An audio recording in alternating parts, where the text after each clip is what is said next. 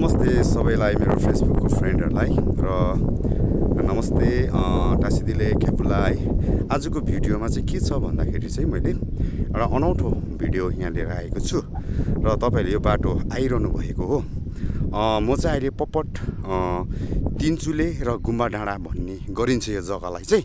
र तपाईँको यहाँ माथि चाहिँ तपाईँको यहाँ चाहिँ तपाईँको गुफा छ।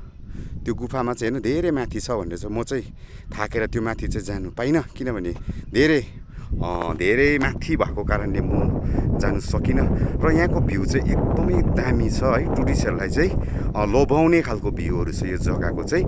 यसलाई चाहिँ भनिन्छ गुम्बा डाँडा र प्रायः गुम्बा डाँडा प्रायः त होइन गुम्बा डाँडै भन्छ र मानिसहरूले यहाँनिर तिनचुले भ्यू पोइन्ट पनि भन्ने गर्छ।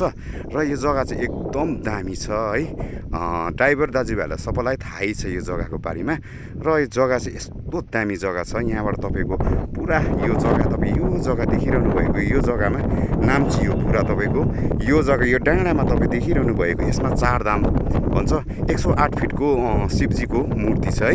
त्यसकै अपोजिट एउटा डाँडा छ ऊ माथि जस्तोको यहाँ फगी लागिरहेको छ, त्यो डाँडामा चाहिँ तपाईँको बुद्ध पार्क भन्छ, त्यसलाई राबङ्ला भन्छ। 135 फुटको बुद्धको मूर्ति छ र यो जग्गामा चाहिँ धेरै मानिसहरू टुरिस्टहरू आउने गर्छ। र यहाँनिर साइड सिन हामी पनि यो जग्गामा साइड सिनहरू ल्याउने गर्छौँ। र यो जग्गा तपाईँले देखिरहनु यो जग्गा पुरा तपाईँको कालिम्पोङ हो यो जग्गा चाहिँ। र कालिम्पोङको यहाँबाट भ्यू पनि एकदम दामी देख्छ। यो तल बस्ती जस्तो यो जग्गा तपाईँले देख्नुभएको यो